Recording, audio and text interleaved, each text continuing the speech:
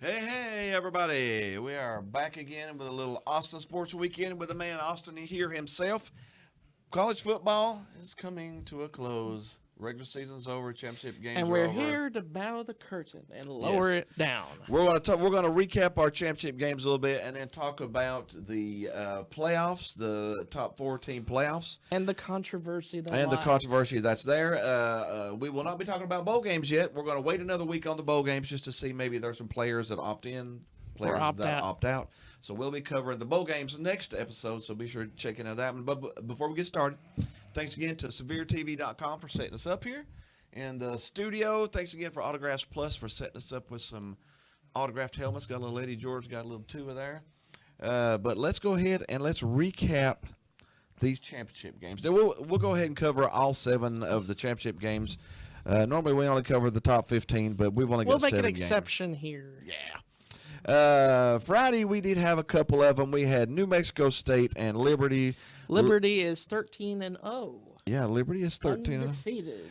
The first team in the history of Virginia to ever go 13-0 is Liberty. Liberty. How about that? You would have thought maybe Virginia Tech, somewhere in the past. Nope. It's this little school. Just from this the little Conference school. USA. Yeah, they were favored by 10.5 and won by 14. So they not only won, they covered. How about that? Yep. And here Congrats is to Liberty. Here's the nitty-gritty one Oh, for what's that? Friday night. Oh, Oregon. Washington. This Washington. was huge. I really thought Oregon would win that one. Washington set the tone from the very beginning with scoring instantly. They went bam, scored. There was not even a question of it. And Washington seemed to have been having a little trouble scoring as much lately as they did in the first half of the season. And I really thought Oregon. I would have said yes. Well, I did say I picked Oregon. I thought Oregon was going to pull this one out. But Washington just proved to be the better team on the field. Washington is the better team on the field.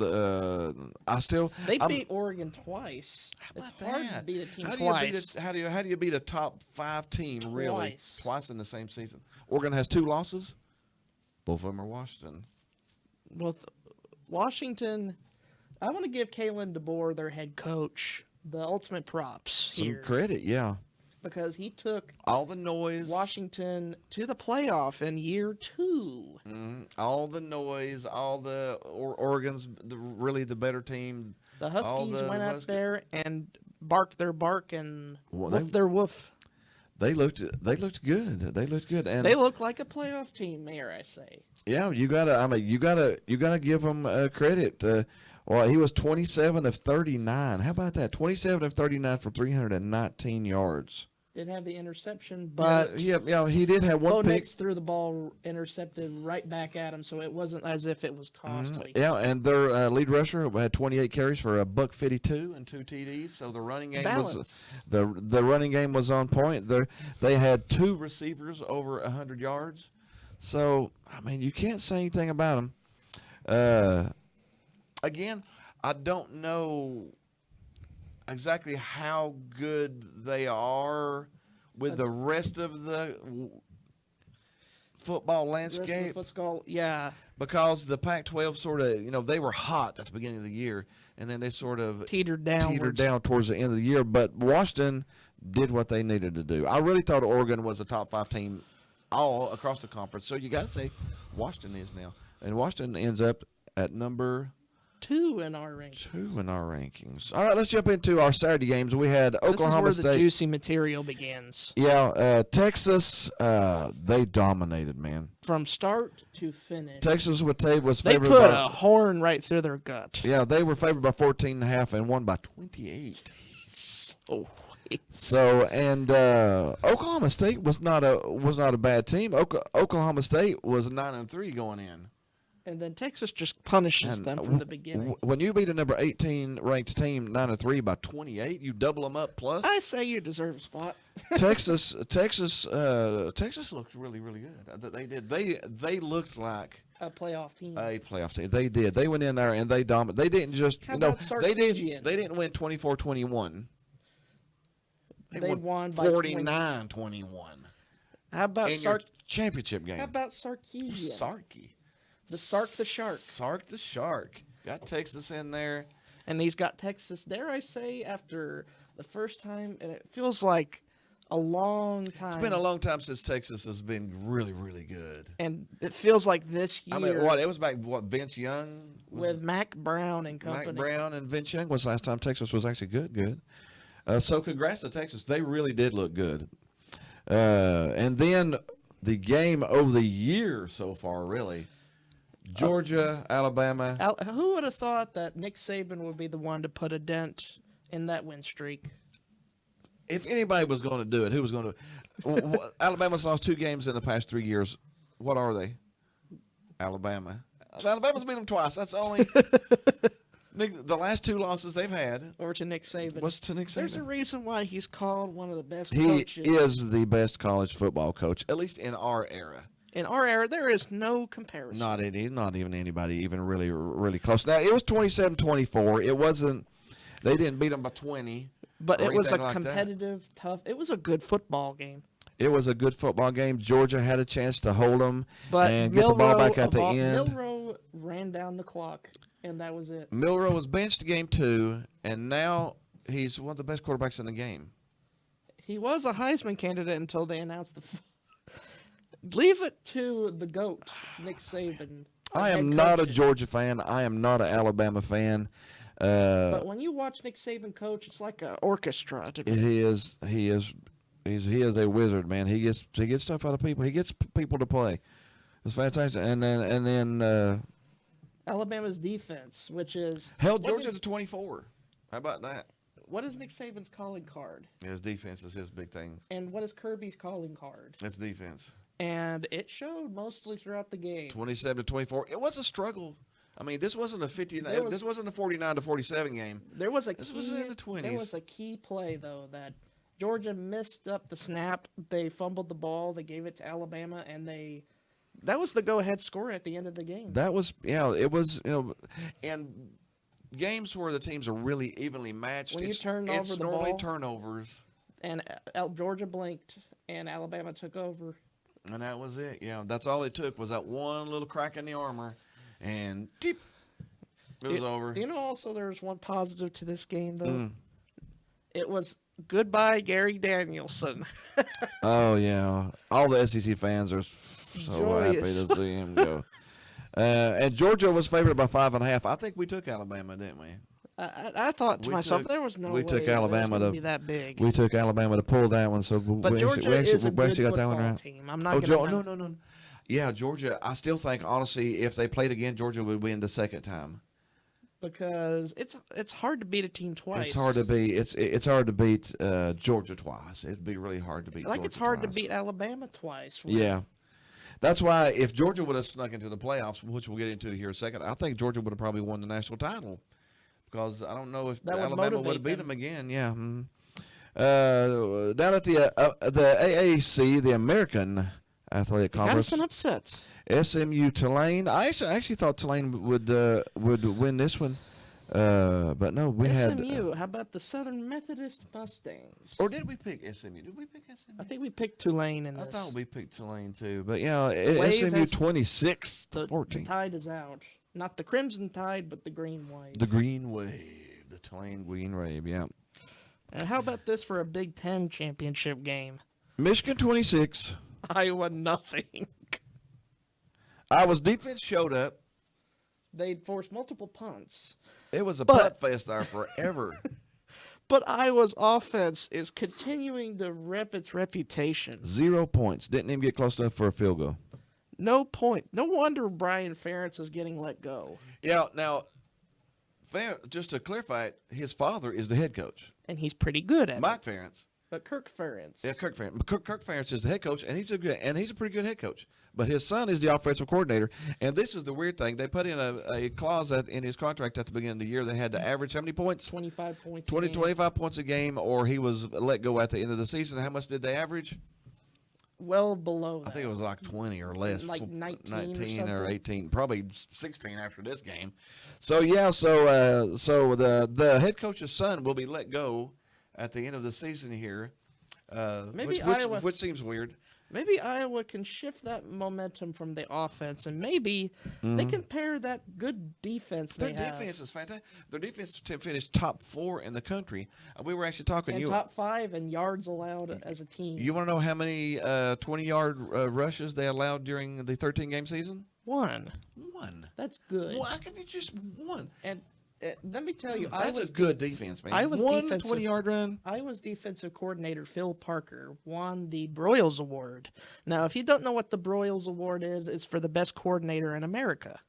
So how'd you like to have that as your defensive coordinator? You That's have a Broyles spectacular. Award-winning What defensive. they only had, it was either 4 or 5 rushing touchdowns the entire year. They are like a brick wall on defense. One 20-yard run the entire year. It was fantastic. The Iowa's defense is something to watch. If you enjoy defense, and Watch honestly, Iowa. And honestly, that was a fun game to watch just because of how good Iowa's defense was. They were forcing punt You know, after Michigan's punt after punt. Michigan's been scoring 40, 50 points, and it actually took until into late into the second half for it to really break wide open. Because Iowa's offense kept turning the Because ball over. Iowa's offense was so bad. I But congrats to Michigan. Michigan is the top they did dog their in job. this playoff now. Yeah, they are. Yeah, and the last but not least, Louisville, Florida State, Oh boy, and Florida State did their job, 16-6. That defense that was was an ugly. solid. That was an ugly game. Florida State's defense is actually really good too. I didn't realize how good their defense was. they played phenomenal defensively. They It was really harassed their good, quarterback. Yeah. It was good. Yeah. I think Louisville was actually favored the game, but their defense took out personally and only gave up 6 points. points the entire game. So But that the was offense fantastic. is going to be a key here. The Yeah, offense did not play. The well. offense did not look good at all because they were down to their backups quarterback. And that's because kind the of not starters- on. And that's not on them. You can't. Put No, anything you like can't put that because the backup quarterback is not going to be as good as your starter, especially when your starter their starter was fantastic. He was a Heisman candidate, multi-dual threat, super top tier quarterback. And when you lose that quarterback, It really does hurt. it really does hurt. So their offense did not look that good, and then that made a big difference in what we're going to talk about now. We need to talk about the championship, the playoff series. We ended up with Georgia losing, so number 1 now is Michigan. Michigan. Michigan did their job. They jumped Throughout up the to whole year. They did Even their half the year they didn't have their head coach. half the year they didn't have their head coach. Won by 26 points in the championship game. They're number 1, and I think they deserve to be number 1.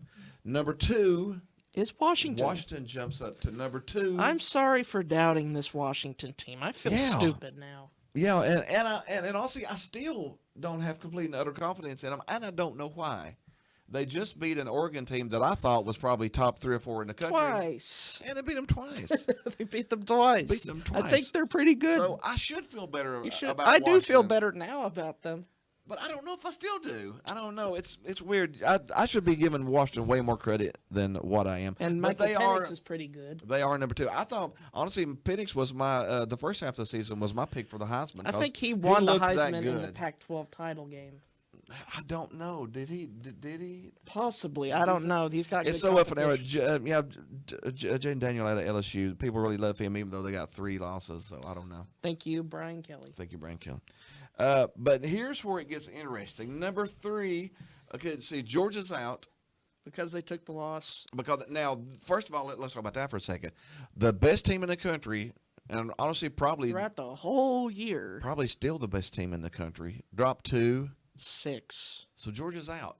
They lose a championship game by 3 points. This is why we have a 12-11 team playoff coming, guys. Yeah, this year capped off the reason why 4 teams does It's not enough. work. It does not work. So Georgia, who I think probably, I'm not a Georgia fan, probably still is the best team in the country. Lost to Nick Saban And Alabama. by 3 points, and they dropped from number 1 to number 6. That's kind of disrespectful. That is. But what do you do? Because we had complete and utter chaos. We talked about this chaos happening. The only thing that could have happened more is if Oregon would have beat Washington. If Oregon would have beat Washington, we would have had 2 more one-loss teams Jeez. in the middle of this Please. mud hole here that we've got. But now, because Texas played their championship game And and dominated by 28 points. They jumped to the third spot. And let's talk about the Horns. so because Texas is in. Let's talk about their quarterback, Quinn Ewers, to start off. He's Mm-hmm. played very solid football, and he's one of the big reasons as Yeah. to why Texas is here. Yeah, he is. He's a fantastic quarterback. He's talking about coming back next year, which is another story because Arch Manning is in the shadow. But Texas, they dominated. They looked like a playoff team. Their defense was stout. Their offense was even more stout. Yeah. And again, I'm not a Texas fan, but Texas looked like they should be in the playoffs. They looked fantastic. You know the sign, hook 'em? It's Hook 'em. about. They've been waiting for a decade to hold this sign up in a big stage. Yeah.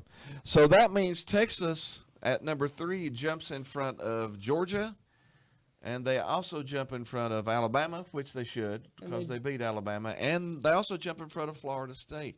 So there's 3 teams for one spot. And who gets it? Alabama. Number 4 is Alabama, Number and 4 is Alabama. I would have to say, out of all of the Nick Saban teams, this one was one of the most unlikely. This is one of the most because I thought 3-4 games into the season they may lose 3 games, and they kept winning. They kept winning and winning. Something must have happened after Jalen Milroe got sacked. It seemed like he turned a different switch on because he turned into Superman. He got serious or something. I mean, he was like Clark Kent in the phone booth, tearing his shirt off, and then he becomes Superman. So Alabama jumps to number 4, which They had a leaves. good defense, and Nick Saban, as we all know, is one of the great minds of football. So that leaves Florida State at 13-0. Now, this is where the controversy really begins. This is where it begins. Give me some reasons Alabama should be in. Right now, they have a better quarterback play at the moment. They do. If you're thinking about really, if Jordan Travis was here, I would put the Knowles ahead of them. Yeah. Because I feel like that made such a huge difference for Yeah. what happened. I feel like that's what the committee thought, even though Florida State hates them right now. Yeah. Alabama is playing better football right now. Offensively. They just beat the number 1 team in the country. And they're riding a little more hot. Yeah, the quarterback play is, I think, considerably better. No, it's vastly better. Milroe was playing top 3 quarterback in the country right now, the way he played against Alabama.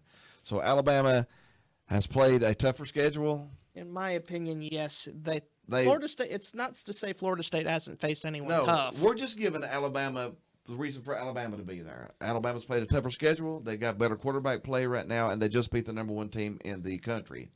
Now let's talk about Florida State for a minute. They won their conference. They won their conference undefeated. And their defense looked And solid. their defense looked like a playoff defense. The only thing that really, you could say, that held them out was the injury to the quarterback. That was so. I was thinking that was so big. Really, that's it.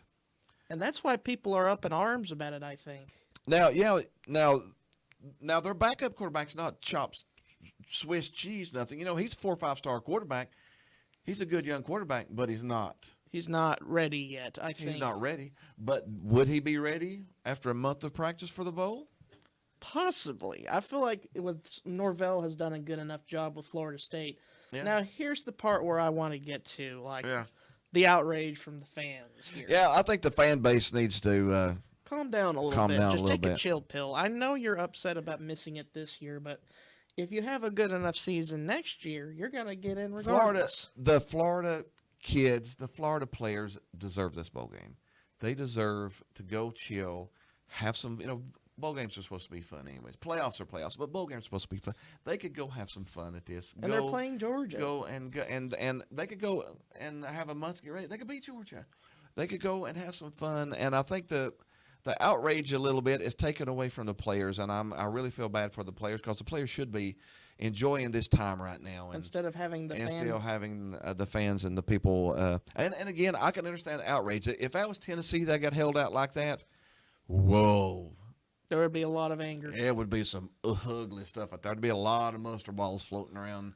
But you still don't want to take away from the players. The players deserve to go to that bowl game. They deserve to go play Georgia. They deserve to go prove but themselves. all of this go have some talk fun. about them stepping out of the bowl, boycotting the game and all that stuff, I think that's a little crazy. let the players enjoy this Let moment. the players, because Winning the Orange, you don't want to finish this team on a negative note, and that would be sort of finishing it on a negative. Let them go beat Georgia.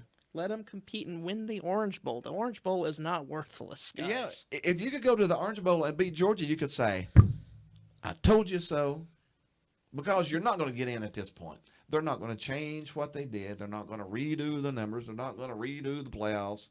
It is what it is. So I say, let the players go have a little fun. Let them go have their bowl game weekend and go play in the Orange Bowl and Compete for the Bowl of Oranges. compete. We would know a little bit of something about winning that trophy of oranges. Yeah, last year's win against the Clemson was fantastic. I was disappointed Tennessee didn't get into the playoffs. But man, that was a good fun game. We had a good fun game. Orange Bowl is a good consolation prize. It is. Least It is. It isn't something like. And then next year we are going to the 12-team playoff, the top 11 teams. So you can get in easy if you have a season like you had. If the Florida State fans think they're a top 11 team next year, then next year they will be in the playoffs and they will get a chance to do that. I say let the players enjoy themselves this year and take the pressure off the players a little bit, But anyways, that's it.